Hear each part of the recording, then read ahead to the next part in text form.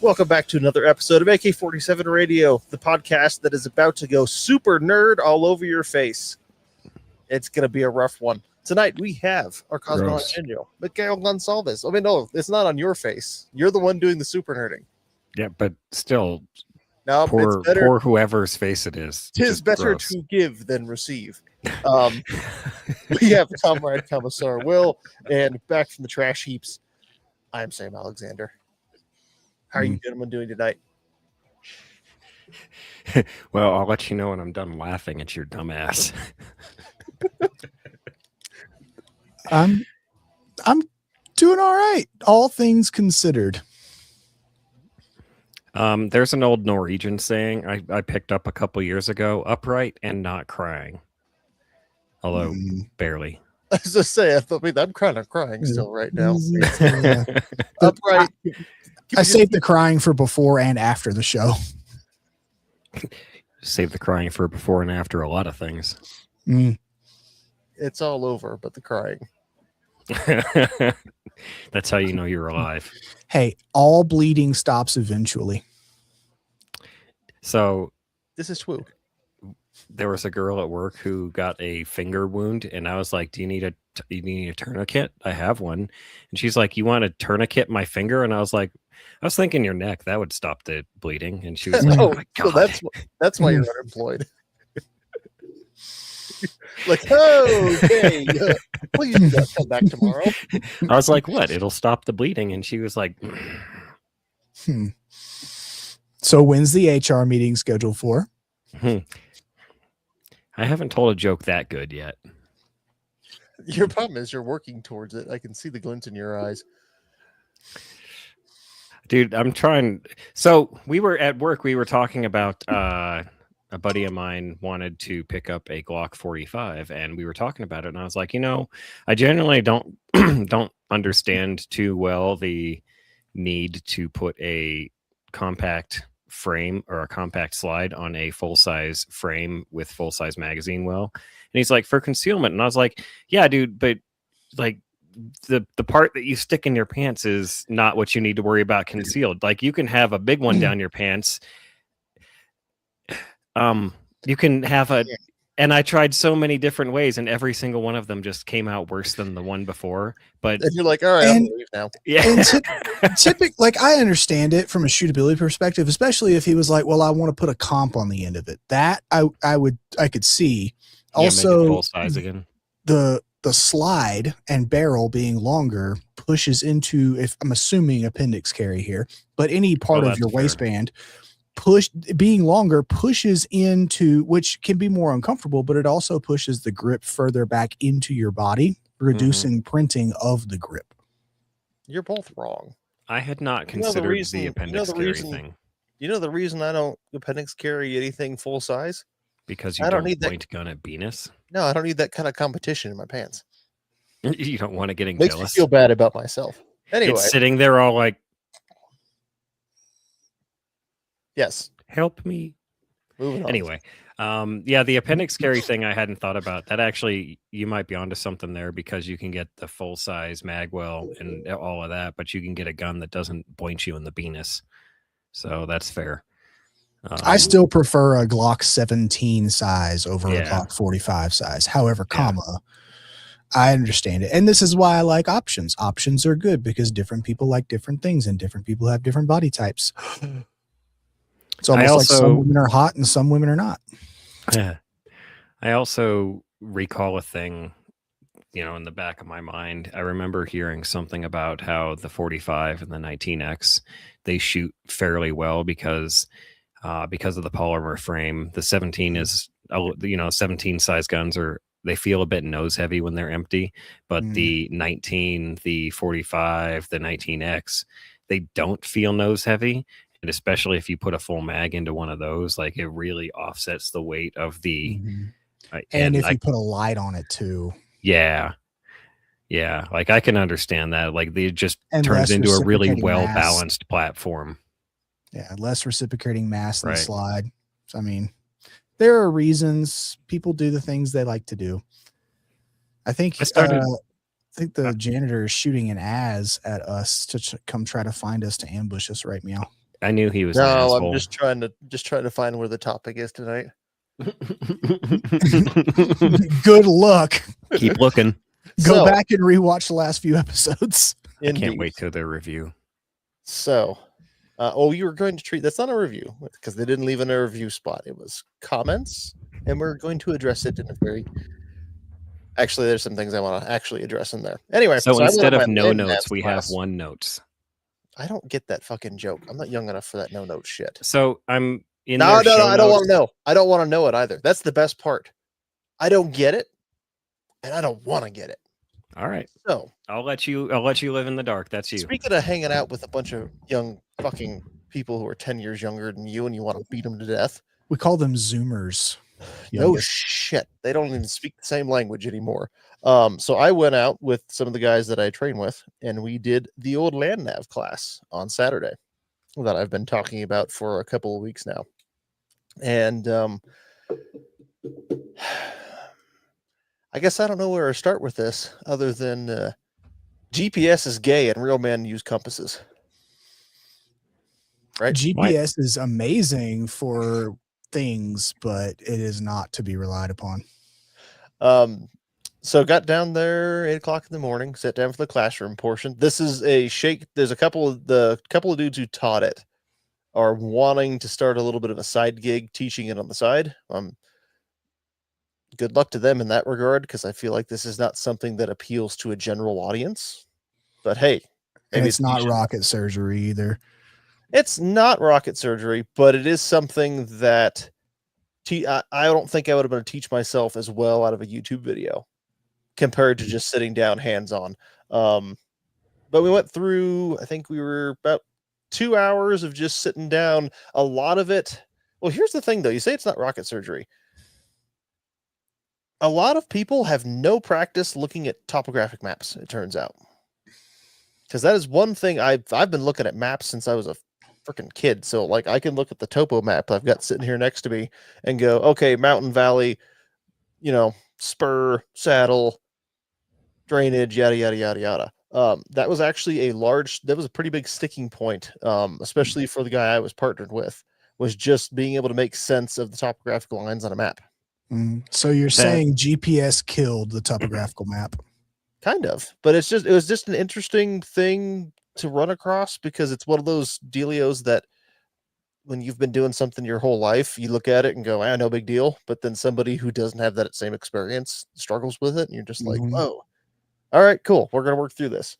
So I did the classroom portion. I did not realize previously, if you, Will, had talked about this, about how much superior the military grid reference system is compared to basically everything else. And as soon as they explained, like, all right, aside from the fact that it's easy to confuse your northings and eastings, which is basically northings and eastings, how would you describe it? It's basically your latitude, longitude, but you're not. Yeah, it's how you find the numbers. How you find the numbers.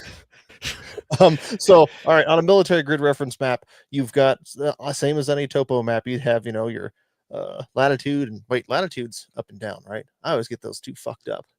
Latitudes up and down, longitudes long ways. Either way, same difference with northings and eastings, I think. But so we were using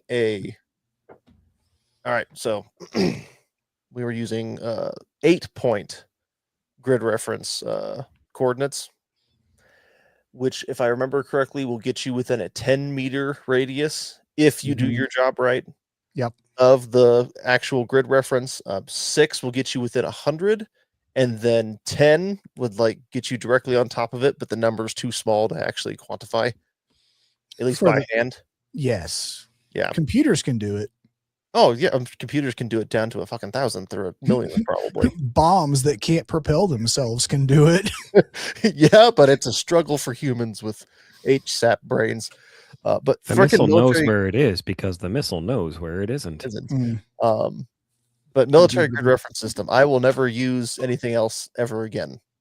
because breaking it down with the protractor in terms of finding, all right, we're going to go to grid 9924, and then they give you the other 4, and you run your protractor across there, and boom, use your little marker dot.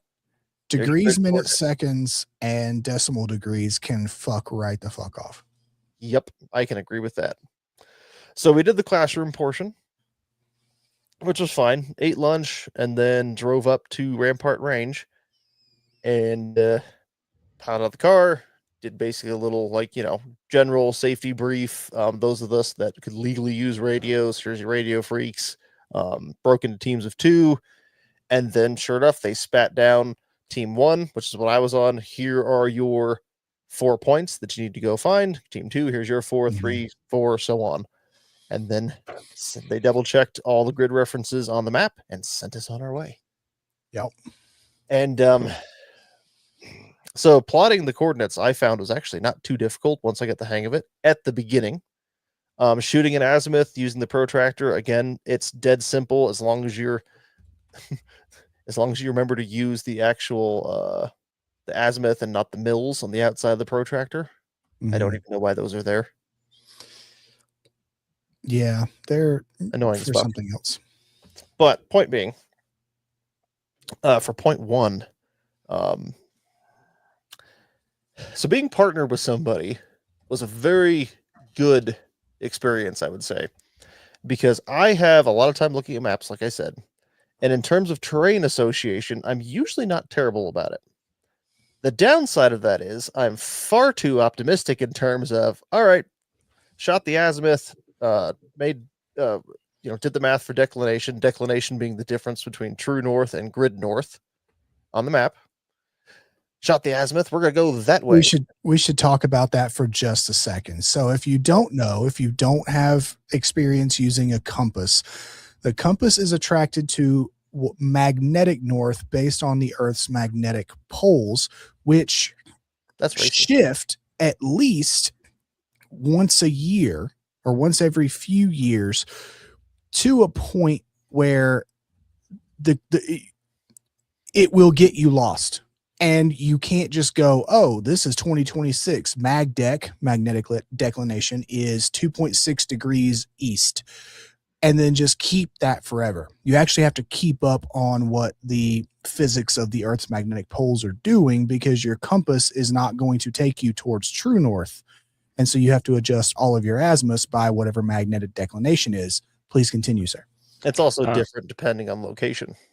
I do remember reading a thing recently that mentioned that sailors of yore, when they were using these devices to navigate the globe, there was only 2 points or so on the globe which actually pointed to north. The rest of like everywhere else on the planet, they were pointing to where north is, but a lot of people don't know north is a magnetic spot just underneath Canada, right around the Arctic Circle. That's where all our magnetic compasses point.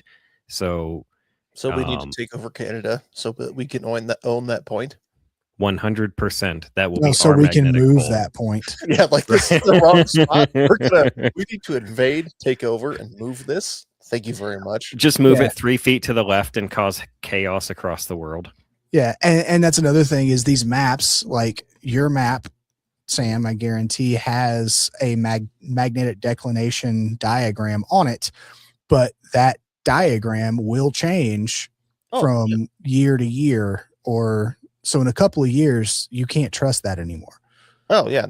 Yep. Definitely can't. All right. So we got up there. Before we set off, I forgot to say, we did get our pace count, which is something that I have been aware of in the past, but never actually did myself, which is exactly how many paces it takes you as an individual to travel 100 meters or 100 yards.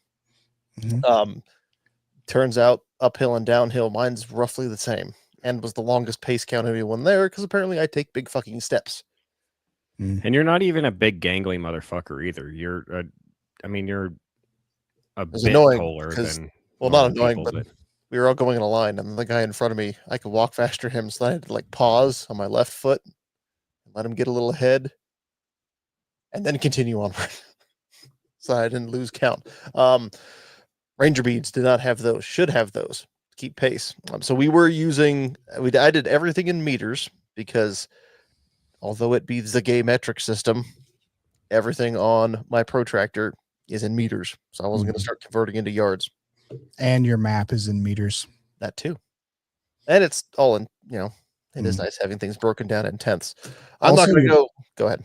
Your pace count will also change based on a lot of factors, but one of the most obvious ones, well, yes, terrain, but one of the most, which is why you try to do your pace count on a relatively flat, but then you also want to get up and downhill for comparison. But gear, if you just go out in cargo pants and a t-shirt and get your pace count versus going out in the gear you're going to be rucking around in, your pace count will be different. Dusky asked, do mountains and rocks and geological shit need with your compass? I believe he says mess with your compass. Sometimes the aquifers and something about big swamps can fuck with my reading. I have 2 to 3 GPS devices that usually malfunction. In theory, yeah, rocks can fuck with it. The biggest thing that would fuck with my compass, and I've known this for years, but it's still, you have to like stop and physically remember to do it, is to get the fucking compass away from your rifle or your chest rig with mags in it that might be ferrous, like steel mags, or a freaking belt buckle is the worst one that's gotten me in the past, is having it down here and looking at it and going, oh, fucking belt buckle. And you pull it away from your belt buckle and you watch the needle go. A fixed blade knife. Yep. Anything metal will fuck with them. But without going into the intricacies of every single point and every single stupid step that I took, we did a total of, I believe, just over 3 miles, because it was 5,200 meters in some pretty freaking rough terrain. Rampart Range, if you go farther north, is pretty mellow. The section we were in is pretty fucking rough. The elevation gain, I don't think was any more than I'm not gonna look at the map. I don't think it was any more than 400 feet over any of those ridges, but it was constant, like into a drainage, up and out of one, into one. A couple of the younger guys apparently shot an azimuth and just went straight through it. Just good on them. But fuck that, I'm too old for that shit. So we tried to stay high. It's Colorado after all. Rocky Mountain High, Colorado. Biggest lessons learned along the way is shoot an azimuth to something. Don't shoot an azimuth to it 400 meters away and then assume that you're going to walk straight that entire time. We did much better. So on point 1, that's what we did. And we drifted off to the right, to the north, just a few degrees, which meant looking down into the drainage where the land nav points were a T-post in the ground with a white and bright orange sign on there. It's like, well, the sign should be right about there. Turns out it wasn't. We missed by 1 drainage over. Then went down, fuddled around forever. Then by terrain association, meaning looking at the map, looking at that ridge, looking at the map and going, all right, if we climb to the top of that ridge and then follow it all the way down to the spur at the north, sure enough, there was point 2. And then ended up finding the other points. It took us, we were supposed to do as a team and then solo and then have a night iteration. We only did the team version because it took everybody, basically, we got back at sundown. That's how fucked up everybody was out there. Dang. Yeah. And I will say terrain following versus straight as, which is what you're discussing. It is more of a skill, and you have to plot multiple waypoints. You have to go, okay, there's a drain or a valley between me and that tree that I'm shooting my azimuth. I can go straight to that tree and stay on the same azimuth from there, or I can go, I can go to this tree and to this tree and to this tree and to that rock and then get my way to that tree I just shot at. I can stay on the military crest. I don't have to go up and down as much. Then when I get to that tree, I know that from that tree, my azimuth is the same degree that I shot when I saw that tree in the first place. Or this would be less for if they talked about also leaving something behind you as to shoot a back azimuth too when you got to the other side of an obstacle. Yes, back azimuth is also a thing, but you could pick a tree to shoot your from and then a tree to shoot at. which is something we should have done, but we did not. We did learn that lesson later on using the map, and then technically probably shouldn't be following trails, but at this point, first time doing it, so, hey, we'll cheat. But in terms of accuracy on maps, the CalTopo map was pretty damn good, because it's like, all right, we've got 200 meters down this trail, there's a bend. So if we walk, keep our pace count, 200 meters, and sure enough, reached the bend, shot an azimuth to 0.3 from that bend, wandered on forward, did a big clover leaf once we, again, learning how to trust not just my eyeballs in terms of like, oh, that looks like the right ridge, but trusting the actual pace count and the azimuth to be like, okay, I landed where I'm supposed to be. Now I need to look for the land nav point. That was probably the hardest thing for me. Was actually going like, nope, the math behind this shit works. Stop being a fuddy-duddy and going like, fuck it, it's somewhere on that ridge, we'll find it. And sure enough, we shot 200 meters, then walked another 200 meters, and then did a little clover leaf, and there's the fucking point. And same thing on point 4. Except for I got the difference between I messed up on the declination going south. I should have added it instead of subtracting it. So we did end up a little bit west of the land nav point, but by doing that whole clover leaf thing to look for it, we found it. And then going between points 3 and 4, we ran into some of the natives. So we pop out onto a road because we're going to follow the road down because we've got, I think at that point, 40 minutes worth of daylight left. So we're hustling. And I know it's up there somewhere. Oh, I can hear music. Oh, sweet. So the road's up there. Oh, shit. There's people who like to shoot around here too. Okay, we're going to start yelling long before we get anywhere near downrange these guys. Hype 2 coming up, so on and so forth. Well, finally, all right, we can see them. We can see their fucking trailers. They see us. All right, cool. Wander on up there. And this dude who's just beat red in the face between being pissed drunk and sunburned. There goes my chest rig. Bye. Like, where the hell did you guys come from? Because these two idiots wander out of the woods with chest rigs on, carrying rifles. It's a valid question. And so then we just started chit-chatting a bit. I'm sorry, I thought this was America. Oh, they were like, the first thing, the drunk, so there's two guys. One of them, again, really fucking drunk. The other one, not so drunk. The drunk guy's like, what the fuck you doing? Just get a UTV. What's wrong with you? It's like, oh, we're just practicing this. It's fine. Oh, you all 3%ers? Like, no. We're just a group of friends who do dumb shit on the weekends. Leave us alone. No. But it was a good time. He did not offer us a beer. I was really hoping he was going to offer me a beer. He did not. You're probably, the next day you was probably happy that he didn't. Probably, but at the time it sounded really fucking good. Anyway, interacted with them, went on, found point 4, hitched a ride back to the start point, and then called it a day after that because nobody was in a mood to go do that shit under night vision after that. Yeah. But it was a good time. That is something. So all the land nav points are still up there. I'll probably I can get the points for my personal use. I need to go do some more of that. I highly recommend, especially if you are rusty or haven't done this kind of stuff before, even if you take a class, do not go solo for at least your first few iterations. Not a good idea. Yeah, not a good idea, which is why we were in pairs. And again, I don't want listeners to be like, oh, I'm just going to go do this by myself. No, don't do that. Also, I would pick flatter Terrible ground. idea. Then we went on. Holy shit. A couple of guys that were teaching it were former infantry, and they're like, oh, yeah, we kind of made this one harder than any of the shit we had to do in the army. Sorry about that. It's like, yeah, you don't fucking say. Fucking map markers or fucking nav points hidden in trees. Like, what the fuck's wrong with you?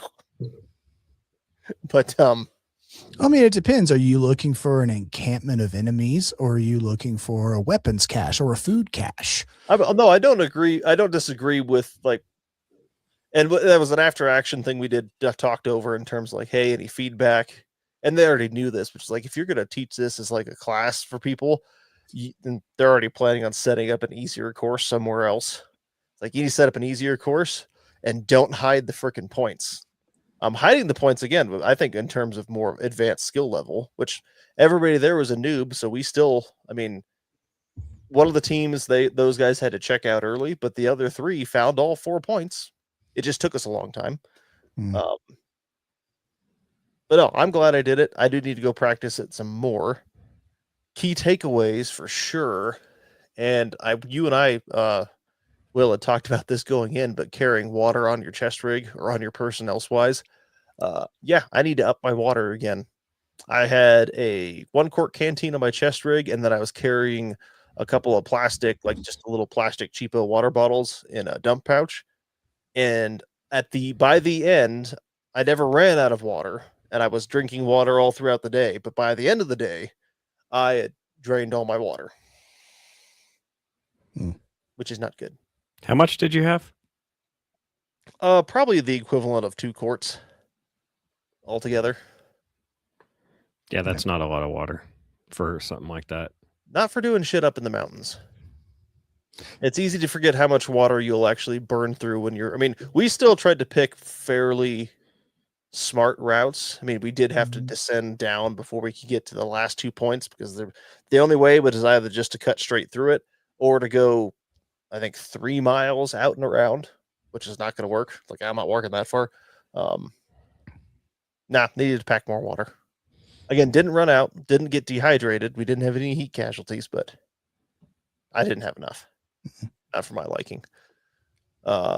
Compass worked great. Surplus compasses are awesome. Map marking pens. I need to get me some of those. I also need to get a fucking laminator. A laminator is in my future, or a couple more map cases for marking maps. Map marker. So I didn't realize the map that you just showed is way the crap smaller than the ones that I've trained on and used. Oh yeah, these were just printed out on a normal 8x11 sheet of printer paper. Yeah, I think he had them printed at Office Depot. I would want to get the big boys, but the fun thing is those are actually easy. You know how you get a map and you can never fold it back up the right way. The ones I've trained with, I've never had a problem folding them back up the right way to stuff them in a pocket or a pouch or something like they're supposed to be. And they're durable as all crap. Yeah, on that paper, I bug him to get the location. There's somewhere in town locally that'll print on that paper you're talking about. I gotta bug him. And you can get the military grid reference system maps, the same maps that get issued to the military for the entire planet on usgs.gov. All you got to do is go download the file, take it to a shop, get them to print it on the right paper, or print it and laminate it if you'd prefer to do that. You can use the exact same maps. You don't have to be special to get those maps. I'm special. That's the other gear. So everybody, so there was at least, oh gosh, I can't remember how many radios are running out there, but the DM32 ran just fine out in the mountains. There's not a whole lot to say there, though. We weren't super far apart. There were a couple of times where we were down to the drainage where we definitely dropped out of contact because we had 0 line of sight to anybody. Yeah. There was once or twice somebody had to, we could hear, team 2 trying to relay back to main, but they couldn't hit them. So we would send traffic, all right, to send traffic from them, as a little relay in the middle. But that radio worked good. Battery didn't die in the middle. I know yours has been having parasitic battery drain. Mine is not. It's not awful. Like I said, I turned it on for a couple hours the other night just to see, and then waited until the next day to put it back on the charger. And it took 20 something minutes for the little green light, or the little light on the front, to go from red to green. I didn't transmit it all, but just leaving it on, drawing power. Yeah, I was transmitting fairly often throughout the day. As the guy who could transmit around me. So, and I think I only went through 1 bar of battery, and I don't think it was fully charged when I went out there either. But with all that being said, in my rambly way, why the hell would anybody ever need to learn land nav shit in a land of GPS? Somebody answer that for me, please. Because EMP can take out our handheld devices that we look at GPS on. You can, in theory, I'm sure there's some sort of space weapon, but like in theory, I would assume you can like build a satellite and send it up into orbit and then have it guide into specific satellites like GPS satellites and shut them down. You can also like use inertia weapons in space to take out GPS satellites. Like there's a lot of reasons that GPS could get shut down. So GoldenEye is what you're saying. Kinda, yeah. It is actually far scarier than that. Good. Unfortunately, having done even a small amount of research, it's like, oh, fuck. Let me ask you this. When you go to whatever store, you go to Shields, you go to your local gun shop, you go to the gas station, whatever, and you pay with a card, or even if you pay with cash, do you think GPS is involved in that? Yeah, because your phone is literally sitting in your pocket tracking you as you do. No. You pay with cash. You don't own a cell phone. You don't own a GPS device. Do you think GPS is involved in that transaction? The answer is yes. Yeah, because everything, the internet is bound, like the sale is kept on the internet, and the internet is bounced off of satellites. And it's actually more fine detailed. Oh, good. So GPS is part of a suite of satellite constellations that exist. There are technically 6 of them in the world, but really only 4 of them matter. And I'll get to that. But they are what are called position, navigation, and timing assets, meaning the thing has to be able to know or figure out more accurately where you are. It has to be able to figure out where other things are to help you navigate to those things. And it has to have a timing component to it. So the gas pump, the ATM, the cash register at a store, they all use red lights, stoplights on the street. They all use GPS timing. They don't need the position navigation data, but they need the timing data. There's so much stuff out there that uses just purely the timing data from GPS. The Russians have a system called GLONASS. It's the same idea. The Chinese have BeiDou, same idea. The EU has Galileo, same thing. They all do the same thing, but they're owned by different national and international entities. Now, originally, GPS was designed to be a military-only asset, and then eventually they were like, we'll let everybody use this for free. It's fine. No big deal. So that's why when you buy a Garmin, you don't have to pay a subscription. You have to pay a subscription if you want something tracked through GPS, but that's a separate service. You're not paying the United States government. The United States government, specifically the United States Space Force, used to be the United States Air Force, owns the GPS constellation, and they maintain it and they run it and they do the updates and all the things on it.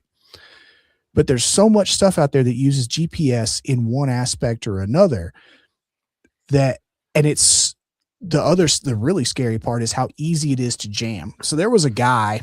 That's more, I was just going to say, that's actually more in terms of, I think what we're trying to touch on for sure is the jamming and the spoofing. Yes. So spoofing would be harder. However, there was a team of college students at MIT back before everybody was like, oh, GPS can't be spoofed. And if you don't know what spoofing is basically making a GPS receiver think that the signal that it's getting is accurate, actual GPS satellite data, when in fact it's a fake signal that you have created to, let's say, lead you off into a dark alley for bad things to happen to you. Now we're talking about Tomorrow Never Dies. Spoofing is way harder, yes, actually, but GPS jamming is stupid fucking easy. There was a guy that, you drive around and you see the commercial trucks with the sticker on the back. this vehicle is monitored by GPS. Basically, don't be mad at me because I'm not speeding, bro. Some of those people, and specific story, there was a guy, he bought like a $50 or $60 GPS jammer online that was not a high power jammer. It plugged into the cigarette lighter of the truck he was driving just because he didn't want his boss monitoring all of his moves. Understandable. However, he just so happened his daily route took him past an airport. Yeah. The FAA does not send meanly worded letters like the FCC does. The FAA does not fucking play with GPS jamming. They found out who he was, and he had a interesting chat with them. A very expensive, interesting chat from something that plugs into the cigarette lighter. Think about how little power that takes. It does not take much to jam GPS and for it to be noticed. 12 volts. It is ridiculously easy to take away from you in any kind of contested environment. I have other stories that I can't tell, but I mean, not even contest. The first thing that popped into my mind is you do get some kind of goofballs out there who are like, oh, we don't want anyone to know where we're at. So yeah, they flick one on even out in the middle of the fucking mountains. And your dumbass is 4 miles away and your GPS just went to shit. And you're like, oh. And that is technically a contested environment. It is technically, yeah. Well, not technically. That definitely is.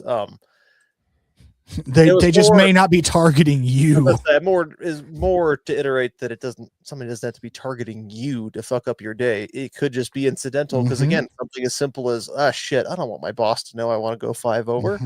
I got this from China for $20. Sweet. Yep. Like now I can speed. Lou, my boss will never find out unless I drive by the airport.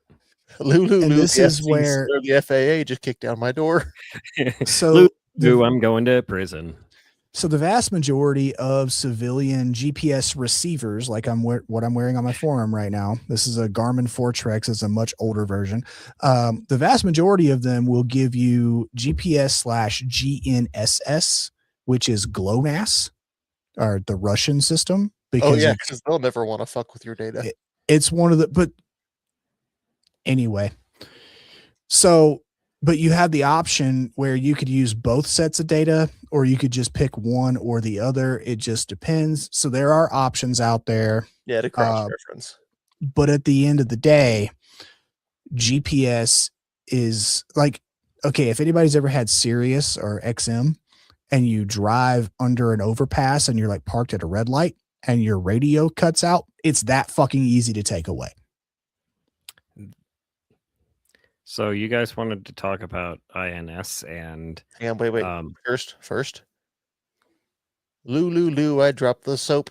All right, go on. The problem is we could do that song all day if I had to get that one out. Lou, I told him nope. Lou, he's bigger than you. Lou, what are you gonna do? All right, I'm not gonna do anymore. Lou, Sam quit. So into, I think what you're going to say, which is, even militaries and civilian aircraft too have backups for what do we do when what essentially has become a utility in life. GPS when I was a kid was like, whoa, my mom has a Garmin. You can look on it and it'll show you the little trail you ran on. That's sweet. And now it's turned into a freaking daily multiple times a day utility. Mm-hmm. I have to turn GPS on my phone to transfer money from my savings account to my checking account. I have to turn GPS on my phone to do my retirement plan, which is buy lottery tickets. How's that working out for you? I'm still poor. Well, the mission accomplished. Yes. So, the cycle of perpetual debt and trinkets continues. But hell, I can remember back at the start of the Russo-Ukrainian war, the Russians getting cut off from the GPS network, GLONASS not being fully up to snuff to do everything they needed, so they were going back to fucking inertial navigation systems. in their planes. And also using maps out of the 80s, speaking of, your magnetic declination being way the fuck off. And these are guys who barely fly once a month as it is. So good luck with that. Yeah, Montana dirt roads, lose your phone, battery dies. Oh, gets wet. I was climbing Pikes Peak, so it's not like I could get lost easily, but I fried, I think, my second iPhone on Pikes Peak because it rained, and I had it double bagged in my backpack, and the bags leaked. Oof, lovely.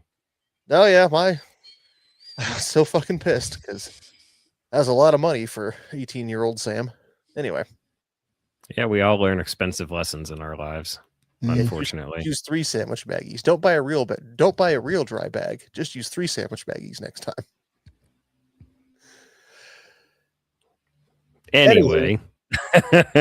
INS. What is INS? I really don't know much about it, to be fair. I was not an avionics nerd, but it is a navigation system that aircraft use. It's basically internal or inertial navigation system. To my understanding, it basically uses gyroscopes and stuff like that to help the airplane know where it is by knowing where it isn't. It's basically, I did a little bit more. It's like early GPS almost, but it's without actually, the satellites. I was refreshing my memory on it this morning. It's like land nav for airplanes. Because all it's doing is an accelerometer to measure how far it's moved, gyroscopes to measure rotation and changes. I was just about to say the easiest way to think of it is it's an accelerometer for a thing that starts at a known point. And then from there, the accelerometer can tell how far it has moved in what directions in a 3-dimensional space to tell it where it is. It's an airplane pace count. Yeah, fair enough. Which is actually stupid simple when you think about it. It's like, fuck, why didn't I think of that? The missile knows where it is because it knows where it isn't. Those Russian pilots are literally comparing their knee pad map charts and their INS systems to actually navigate the globe, which that's a lot of pilot effort. Well, and if you think about it too, if their starting position is off, because say it's not dead accurate to where the plane is sitting exactly when he starts it up, then yeah, he's going to be off by a few tens of meters, or a hell of a lot more than that. I mean, if he's just aiming for like Ukraine, then he'll probably be fine. But if he's aiming for like that house in Ukraine, he might miss that house and hit a different house. Oh shit! Well, that's okay. The Russians will just bomb both houses. Problem solved. Bootyat. But it's a fentanyl bomb. No, that's Mexico. Oh, it was the Russians. If it was cocaine, then that's Colombia. They're the ones who like to bomb cocaine all over the swamps. Maybe Dusky can find some someday. Hey, Dusky, if you find any white bricks out there, give us a call. AR Drew in the chat says he a plane he was flying around in as a kid had something similar called a Loran. If I had to take a guess, same idea. I would expect LORAN to be an acronym for long range navigation. Actually, it's using radio navigation, which I believe Mike and I also talked about with regards to commercial aircraft recently. I am the LORAN. I speak for the planes.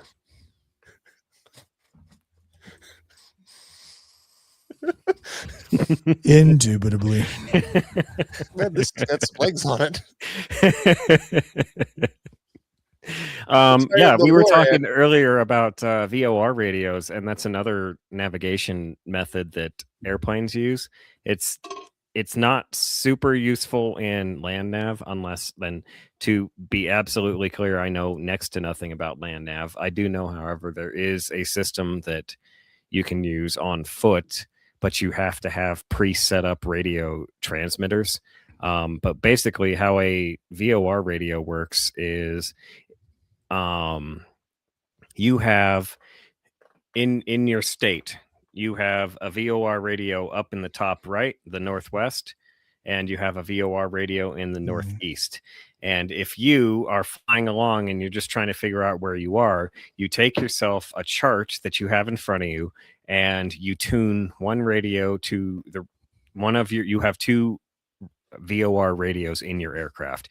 The first radio you tune to the one VOR up in the Northeast, and then the other one you turn to the one in the Northwest, and they have directional indicators on them. So you can see what direction the VOR pegs out at, like which direction it's pointing to. That's, I guess, an important point is these VOR radios are kind of like a compass, but they point to the frequency that you tune them to. And these VOR towers set across the country are all transmitting different frequencies, so pilots can use these to navigate their way across the country. So how it works is you basically tune the one radio to the one station, the other one to the other, and use your chart to say, all right, that station's at 270 degrees, cool, which would actually be like that way. That one's at 30 degrees, it's over there, and then you draw straight lines and you just basically triangulate your own position. It's a lot like using the compass to shoot an azimuth to two points you can identify on your map. You know, triangulating your position with it. That may have been where it came from, to be honest. That is a very similar principle to GPS. Everybody says GPS will triangulate your position. It actually doesn't. It trilaterates your position, and you have to have at least 4, not 3, 4 satellites in order to find yourself down to a certain, like kind of like you were talking about with the protractor. If you use a 4-digit grid, you're going to get this close. If you use a 6-digit, a 8-digit, a 10-digit, you're going to get closer and closer the more digits you have. If you have more than 4 satellites, then you will get closer, but you have to have 3 satellites that can see your GPS receiver to see you and basically send that signal of I am here, I am here, I am here. And the 4th satellite says I am here, but the 4th satellite is where the timing component comes in, because all the satellites send messages with time codes in them. And based on when your GPS receiver receives each of those signals with the time code in it, the 4th one with the time code that your receiver is going off of, or the last one, whatever, is the one that says, oh, I received these different signals these far apart in time, so I can figure out how far away they are, but I know where they are. And so based on the Doppler effect, essentially, I know where I am, and I can tell the person carrying me where they are. Like in a backpack? Are you Yoda? What? Sorry, you said I could tell the person carrying me. Well, yes. Normally these things are more handheld than this one, but I was talking about you personally. You are my GPS. I just carried you with you know what? Next time you go do a land nav class, I will volunteer to just hang out in your backpack while you do that. Where am I at right now? You're right here. Thanks. I would love to see you stumble across another drunk camper, and just like you come out of the woods and you're packing your rifles, your packs, all that stuff, and you put your pack down, and just out comes Will. And I have a beer. Yes, the beer came from within the pack of mystery, because the mystery is how the hell did he get in there in the first place? I never said I was gonna like close myself up in the pack. I'll stand up on the base of that bitch. Oh, you could do the Ace Ventura 2 thing, where they bring in the fighter, the guy's backpack, like, and they untie him. Sam knows what I'm. Yeah. Anyway. Oh shit! You made me lose my train of thought where I was going. Choo choo, motherfucker. Let's see. Saturday class, land nav. I think go ahead. That's something I forgot to touch on, the importance of too. Working with a partner is good. Communication, because there were several times we started off like, all right, we have to fucking communicate, basically double checking each other's points that we had plotted on the maps. Always double checking, like, what azimuth did you read? Did you minus the declination out of it before you take the reading of the compass, so on and so forth. And by the end of the day, Even though we'd only been out there for a few hours, that communication saved our butts on a couple of occasions because we both caught each other slipping up a little bit. On one of them, I took the protractor and I used the wrong scale on it to measure how many meters we had to go. And I casually read out, looks like 700. And he goes, 700? I look at it again and go, there's no way that's fucking 700 meters. Let's try that again. And sure enough, I'd used the 1 in 50,000 scale instead of the 1 in 25,000 meter scale. And the map also denotes what scale it is in because you have 3 triangles on that protractor, but only one of them works properly. Depends on the map. By the way, the biggest triangle is the best because you can get the most precise with it. That's the one we were using. The big one. Yes. The one we've all been I've waiting literally never used either of the other two. I've only ever used the biggest one. Yeah, that would take a much bigger map probably. But no, actually, it would be never a smaller map because if you put that big triangle on one of those big squares on that map, you realize that the triangle is just as tall and just as wide as the 1 kilometer square that's on there. It's 1,000 meters by 1,000 meters. Yes. The other ones are also 1,000 meters by 1,000 meters. So it would be a much smaller scale map. Mm-hmm. But no, I don't. I mean, I'll keep my base plate compasses around for. It's the one thing that I wish this compass could do, and we did talk about this, was be able to lock what the current declination is. It can. I can just lock it as -7. I see. I see what you're saying. The bezel, but like on my base plates, it's like okay, the declination is -7 degrees, so you can rotate, a bezel on it and go. All right, it's locked at -7, but. I still think it can. Maybe it can, but I can see the use of it not doing that for, just now gotta find mine. Simplicity's sake. You can, whatever. The point being, I'm going to probably buy another one of these, an actual Lensatic compass as backup because just far more. I mean, granted, my base plate compasses aren't super high quality. They're like $30 compasses. They're not the cheapest, but. Nah, this compass was a lifesaver out there too, in terms of actually being able to shoot accurate azimuths with it. But that being said, useful skill to learn. Glad I did it. I need to go do it some more, and I would encourage you, if you're out there, even if it's familiarizing yourself on YouTube with using a base plate compass and a map, just in terms of, all right, learning how to read a topographic map, familiarizing yourself with it, because again, that's one thing that we both worked on. And for me, it's a hell of a lot easier. Is like, nope.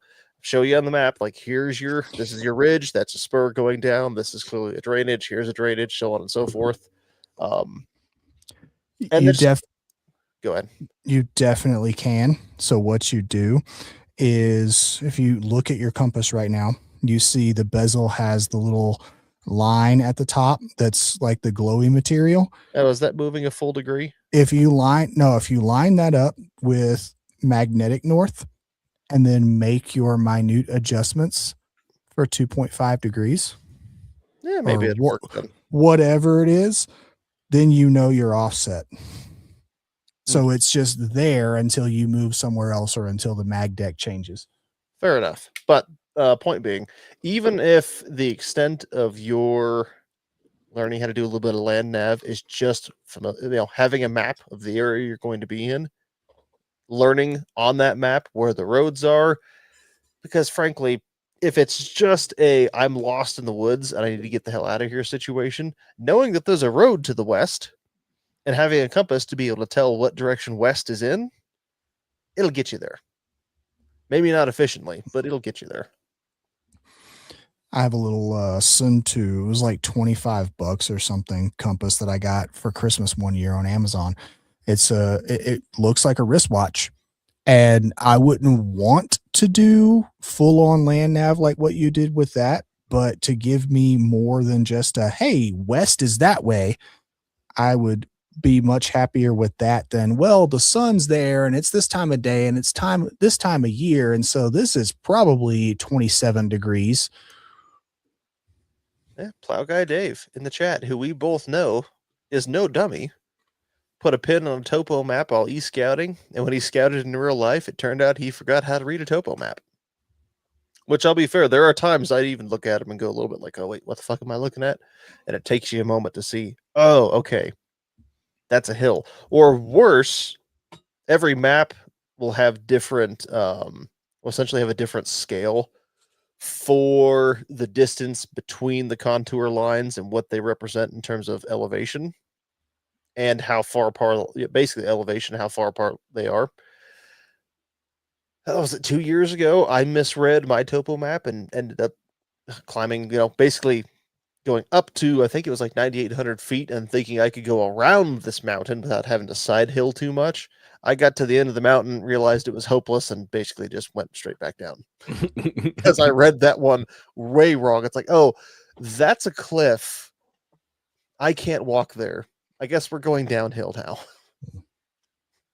So, anywho, that's definitely a useful outdoor skill, and it's definitely one that is overlooked in the shooting outdoors type community because it's not fucking flashy for Instagram. Nobody cares that you went. So is fitness, but yeah, nobody cares that you went out in the woods with a compass and were a nerd for 4 hours. And it's pretty much just stuff that you don't need for the flat range. I mean, you really don't need to be in good shape for the flat range. We've all been to flat ranges and seen guys. You also don't need to really navigate. I mean, maybe the first couple of times, but eventually you're like, oh, my range is here. I take this left. Yeah. I was actually, speaking of fitness, I was in better shape than I thought it was, apparently, because I was not dying the following day. That's good. It is good. The efforts you've been putting in are working. Go ahead. The efforts you've been putting in are working. Hopefully, because granted, I have no shame in saying that I got home that night and I was like, oh fuck, where's the ibuprofen? This is a 5-pill kind of night. Indubitably. So I was gonna ask, unless you had more you wanted to talk about with the land nav stuff. Nah, that pretty much covers it. I've been rambling on long enough. Mike, did you have we both have did you have any advancing of the party's interests this week? I don't know if it was the party's interest, but I advanced my own interests for sure. Well, you are part of the party. You're muted. Man, but yeah, I know. He's anyway, under his desk, and I don't like it. Don't worry about it. So, there came a point where damn it, cat. She's bit my foot. Apparently, my foot cannot coexist under the desk at the same time as cat. Anyway, so I got to the point with my PCC that I was like, you know what? I really hate the stock M4 stock on it. Like, I fucking hate it. The pointy little nubbins that jam into your skin, even when you're wearing like a sweatshirt. I don't think anybody likes those.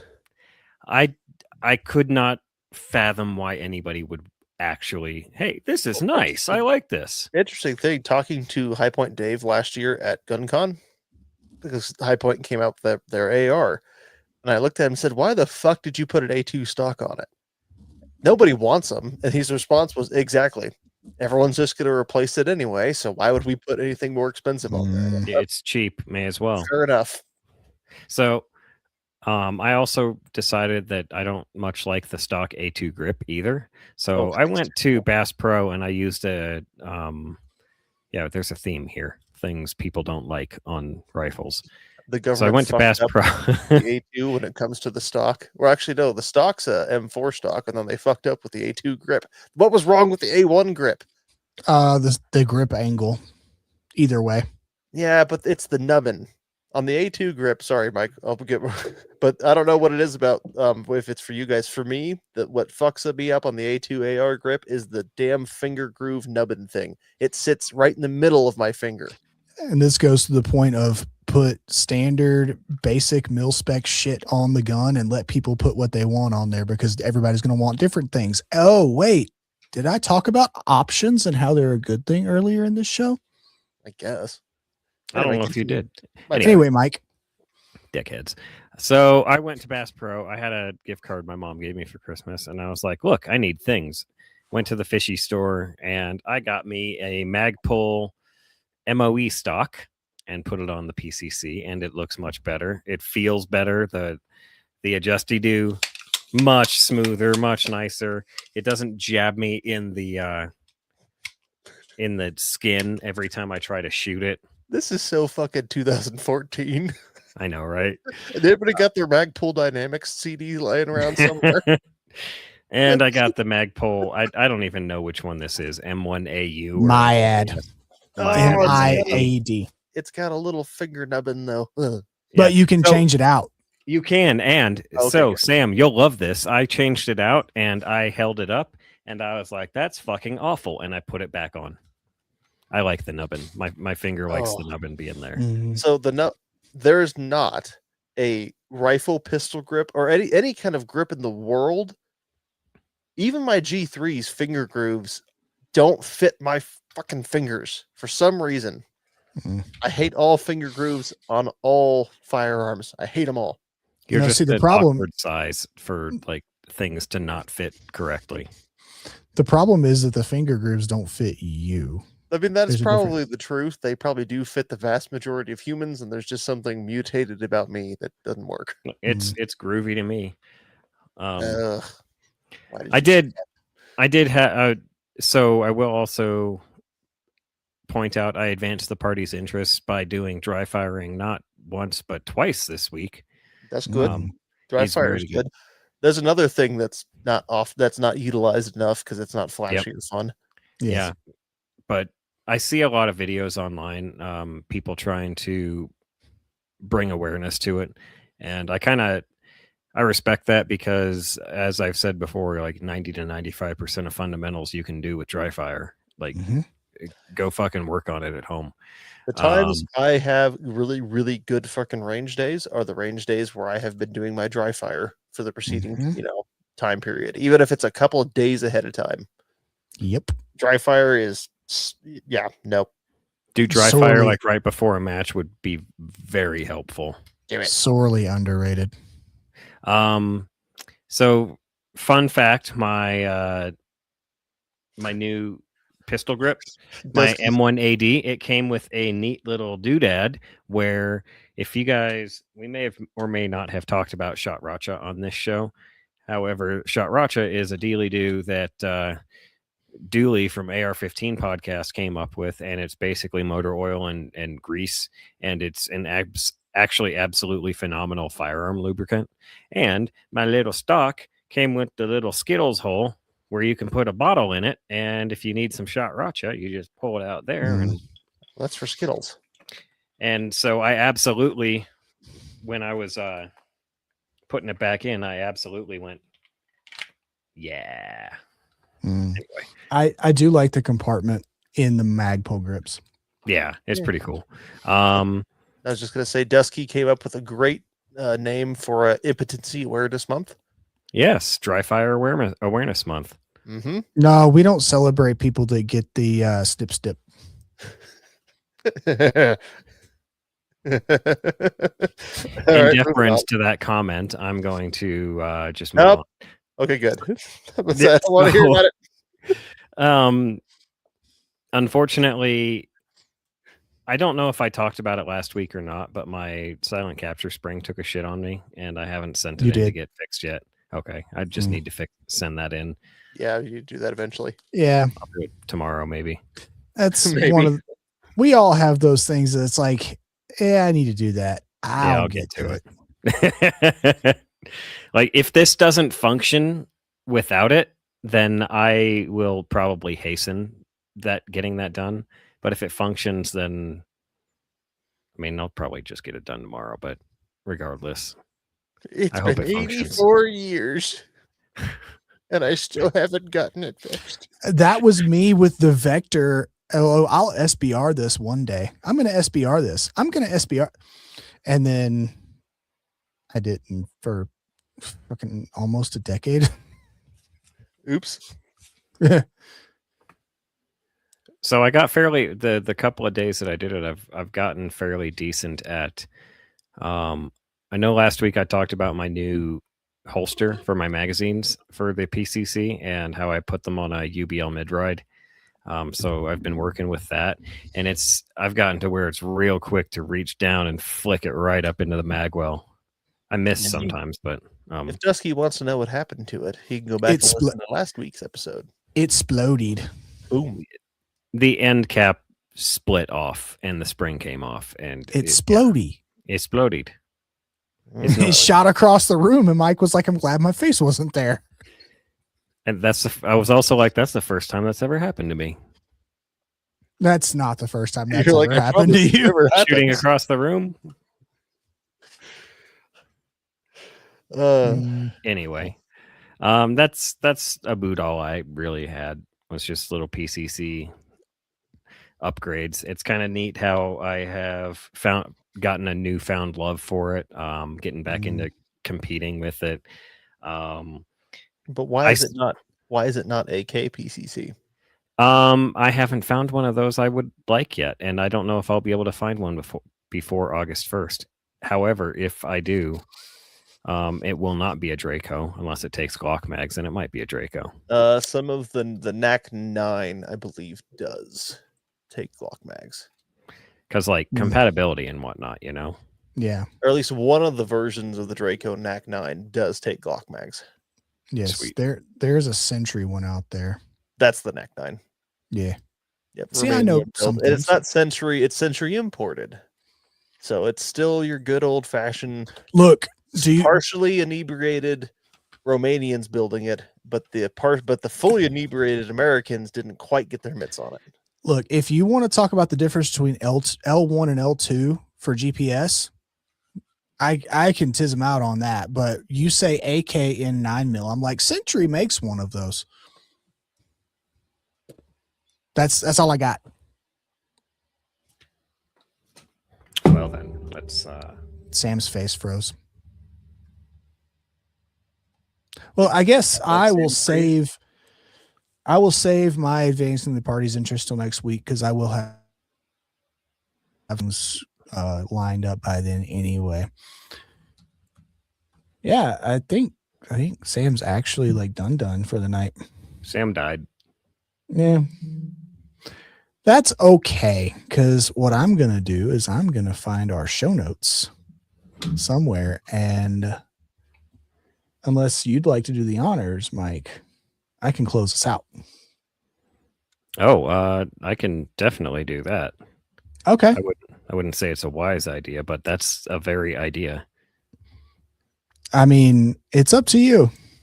So, number one, I know we demand reviews. Leave us a review or get sent to Gulag. And even if you do leave a review, we may send you to the Gulag anyway, just in case, we hate it. Get out there, serve the party with pride, take your arms and gear out into the field, train. Prepared Wolverine is a live Wolverine. Indubitably. And training doesn't just mean go make Instagram reels on the range with a gun. No. Learn skills. Indeed. All right. Well, that's going to do it for us tonight. Bye. Sure, we're supposed to do the music while I put whatever. Yeah. You know what? We'll do it our way. Sam just came back. Oh, well. He's back just in time to leave. Bye. No, we have one more thing to take care of. It'll take me 5 minutes. Oh, yes, we do. I'm so angry right now because my computer just said, "Oh, we've encountered an error and have to restart." It's like, I'm going to restart you by throwing you out the window, you piece of shit. Well, then you wouldn't be here. I wouldn't be, and that's the only reason that computer is not dead right now. I was going to scroll all the way back through my emails and cannot find the submission form. I'm just going to make this a quick note, though. We got somebody reached out on our submission form online last week, and they brought up a couple of points in terms of constructive criticism for the show. One of them being that we don't stay on topic enough. That is something that I can agree with, but I will say that part of doing any kind of show and a new one is finding out your basically. This is a gay artist fag term, but in terms of you have to find your voice. You have to figure it. So we're still 20. I think we're 20 episodes into this now. in some ways, we're still figuring out how to do it and how to make it fun for us, because it's fun for us. We believe it is enjoyable for other people to listen to. Indeed. And then the second part of it was brought up some points about getting people on the show who are knowledgeable about, say, building AKs and so on. That is something that we have been working on. I'm just going to say that in the past month and a half, I have reached out to, I believe now we are up to 8 or 9 individuals or companies who are all fairly Kalashnikov specific, or at least who have pertinent topics to the show. And the batting average right now is 0 in terms of, I've had some people respond back saying, yeah, we might be interested in that. And then the conversation immediately dies, or just leaving messages left unread. So, you know what? That's something we're working on, but you're just got to bear with us while we get it worked through. Because the thing is, when you're a podcast, especially these days, people's put so much clout into social media that the moment they look at your Instagram profile and see that you don't have 10,000 followers, they go, oh, well, fuck it, not worth our time, and so forth. So if you want us to get guests, get your friends to subscribe, follow, download all the things, get us the numbers. Or bug people you like to reach out to us. It ain't hard to do. Anyway. Like, if you like our show, share it with your buddy and get the show bigger. And also follow our Instagram and leave. We did threaten the gulag with them. So? I threatened them with gulag. Don't worry. They'll leave reviews. Unless your review sucks like this one, but still leave it, because, you know, these are. I thought you were saying that threatening them with the gulag was a bad thing. No, I threatened them with gulag if they don't leave reviews. So, I mean, look, it was good for Solzhenitsyn. It'll be good for them. I've done that on the party's behalf. Oh, now my monitor just died again. I'm having all kinds of lovely technical issues tonight. We should probably. William, I'm going to start the music. You reach for the delete button, for the end broadcast button, while I fix my monitor. Okay. Oh, wait, it's coming back. Only the best communist Windows. Indubitably. Maybe next week we should have a serious talk about maybe getting a PSA AKV. Oh, I thought we were going to have a serious talk about your pee. No. That's a lot of initials, but anyway. All right. I'm going to hit the button. I can hit the button now. The bad part is now the recording on the Roadcaster's gone. Thank you for listening. Don't get lost in the woods. Buy a compass. If nothing else, it glows in the dark. And if you put it in your pocket for long enough, you too could fire blanks. Good night. That's all it takes.